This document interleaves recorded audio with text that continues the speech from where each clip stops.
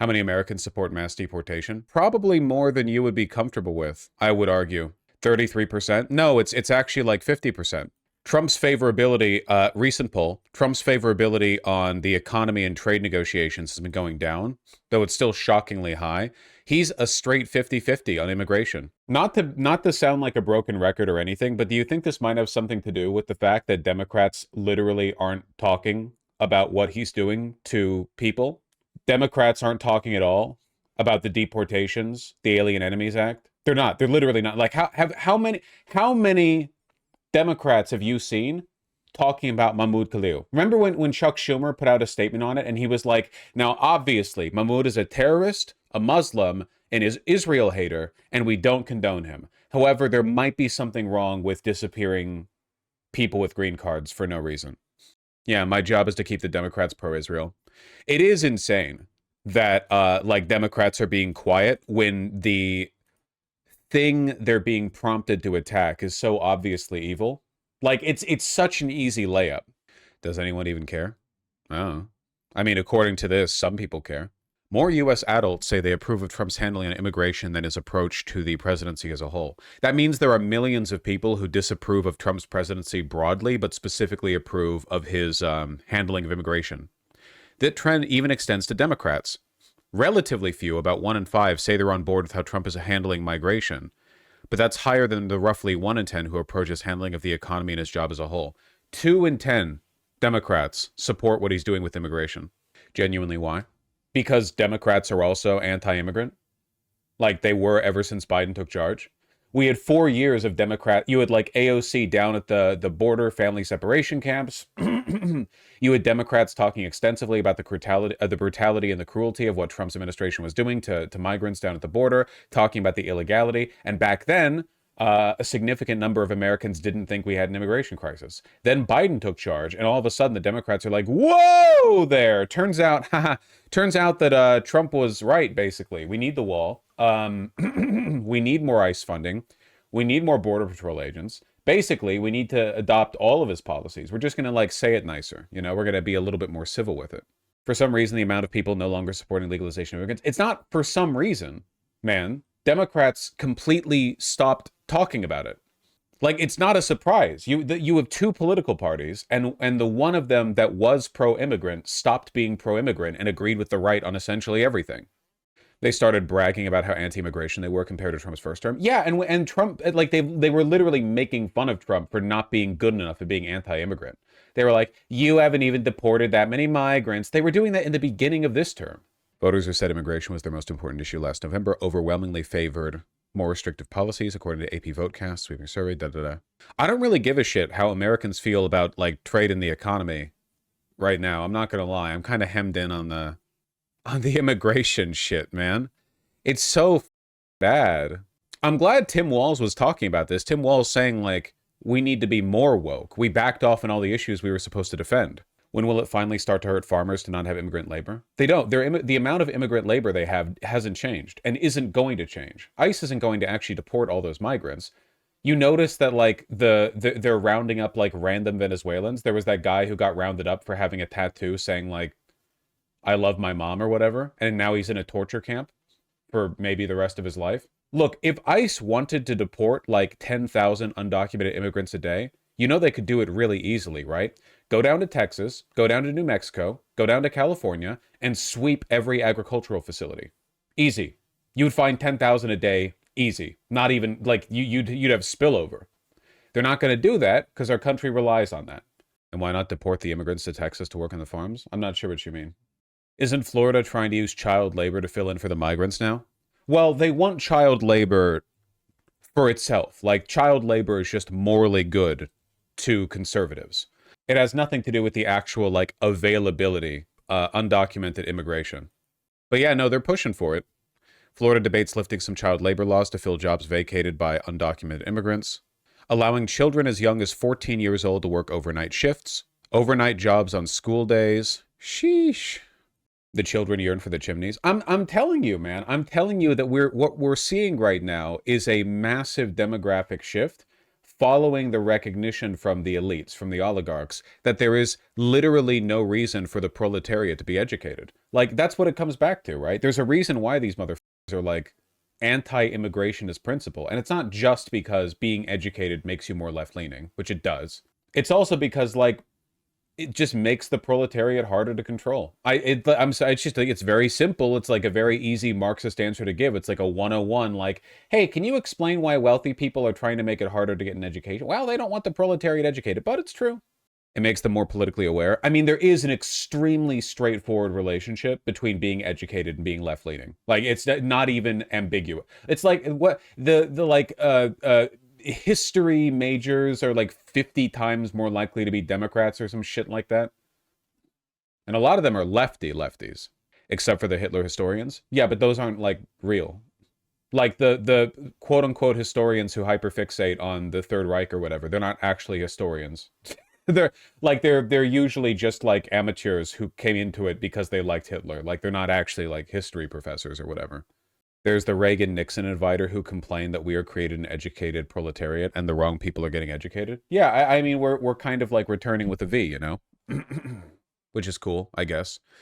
For people who are really into bad things, most actual Hitler historians are also very left-leaning. Yeah, I know what the earlier chatter meant by, like, Hitler historians, but it is true that if you're a historian who studies the Second World War, there's basically a 0% chance of you being to the right of Lenin. I shouldn't say Lenin. I don't know. Who do we like anymore? Me? I like myself. Sure, Kropotkin. I don't know. Fill in the blank. It's Mad Libs. It turns out the far right did a lot of bad things in World War II. I don't know if you guys got taught this in school. If you're an American, probably not. The state's Republican-led legislature on Tuesday will debate the new law, which also includes a number of changes, including eliminating working time restrictions on teenagers aged 14 to 15 if they're homeschooled, and ending guaranteed meal breaks for 16 and 17-year-olds. I really like this last one because it's like there's not even the slightest excuse for it. Like, opening up labor laws in general, you can make some kind of supply-demand argument or like get an early foot in, but this is literally just like, it's added in for fun. Like, the people who wrote the bill were like, I'm not hard enough yet. We need to do more evil. But let's throw that one in there. Conservatives maximizing suffering for people who have never wronged them. If you want to see how badly the tariffs are going to hurt industry, take a look at some of the comments. Business owners hate that their employees are not working for... I mean, you probably realize this if you've ever worked for a regular company, you know? Like, literally, retail, any kind of corpo job, restaurateuring, whatever, like anything, you know? And it's that your management likes it when you're unhappy. And that's not even a joke. Like, there is an elite core of consultancy groups that have worked with basically every major corporation out there. And, like, because they've worked with so many, the lessons they teach filter downstream, even to small businesses that don't have consultants, that basically, like, it stress the importance of maximizing for certain variables that come at the cost of your well-being. Everything from open concept cubicle floor plans, so you don't even have the privacy of a cubicle, to cashiers not being able to sit down during their shift. There's like a million little bits of wisdom they share. Like, oh, well, if you let them sit down, then people will think that they're not actually working because they're sitting down, and they'll, you know, ignore the fact that they're wearing the uniform and the name tag and stuff. People will assume they're on break, even though they're sitting there attentively in front of the changing room or something. Like, the point ultimately is that they want you to suffer. It has nothing to do with making money.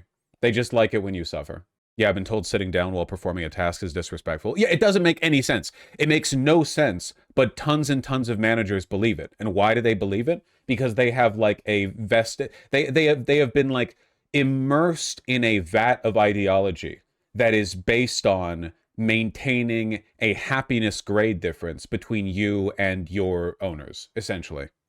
The funny thing is, like, this is functionally no different to the divide that you saw between slave owners and slaves, in that there was a lot of folk wisdom passed around plantation slave owners that had nothing to do with improving crop output or yield, and nothing to do with improving productivity, nothing to do with anything that they benefited from, but still led to the suffering of a lot of slaves. I'm not talking about random acts of violence, like an owner would beat or rape a slave or something, because they did that all the time. I mean, like, they would implement rules that did nothing, arguably made the whole process less efficient. Not that that's the moral outrage here, but like the idea was basically if the slaves are happy, that's a problem. That, you know what I mean? That was like an actual, it was like, what do they have to be happy about? If they're happy, then that's something you can take from them.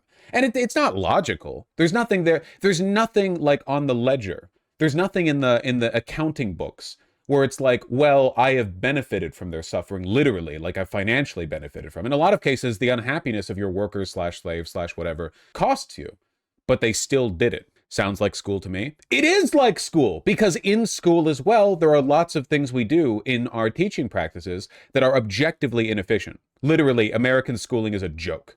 Like compare it to any other developed country school system. It's so antiquated. But the reason these are done, in a lot of cases, the idea is like, well, if the students have free time and are happy, like something's wrong, basically. You should have more homework. You should have, more time spent in class. You should have less free time. You should have less, like, sleep, It has nothing to do with making you more educated. Though, obviously, when it comes to education, that's not really a class difference thing. Because, the relationship between a student and a teacher or the school administration isn't defined by relationship to the means of production. It's defined by age and social status. So in that case, it would be more of a... I think you could fairly argue there's an ageist characteristic to it. Not to get into the Twitter anarchist discourse where bedtime and homework are oppressive or whatever, but I think you could fairly argue that that would be an example of societally reinforced ageism. The idea of well, you're 10, so you don't need to be happy because your happiness is meaningless and superficial anyway. Your joy and whimsy at a young age are worthless because you could be memorizing the quadratic formula or something like that. It's not like a balanced way of engaging with the way they learn. Now, I understand resenting children to some degree because as a 31-year-old, when I trip and my heel slips one step down the stairs and then comes crashing into the next step down, I feel a wave of pain and bone shudder, move from my body, from the heel up to my head. And I remember gleefully the times when I was 10 and I would just tumble downstairs and then get up and be completely unaffected. So I understand a degree of resentment to young people, and I think they deserve it a little bit. But probably not in that much of a system, not in a societally constructed sense, more in a grumbling at them sense, which is part of the natural ebb and flow of things. This may be heavily influenced by the Protestant work ethic. Oh, 100%. Yeah, we did it to slaves, we do it to workers today. There is a reason why, and I think there's some truth to this. I think there's a reason why the UK is so much like America when it comes to work culture and the idea of stiff upper lips, suck it up, get the work done. Whereas all of the other European countries, at least the ones near the Mediterranean in comparison, are lazy and Catholic or Orthodox. Basically what I'm saying is that Protestants are pagans and I don't respect them. That's why they can't build a church for shit. I was going to say the Germans, but there's a split between Protestants and Catholics there too. And Germans are the most industrious of the mainland European countries, which is why they run the EU, basically single-handedly.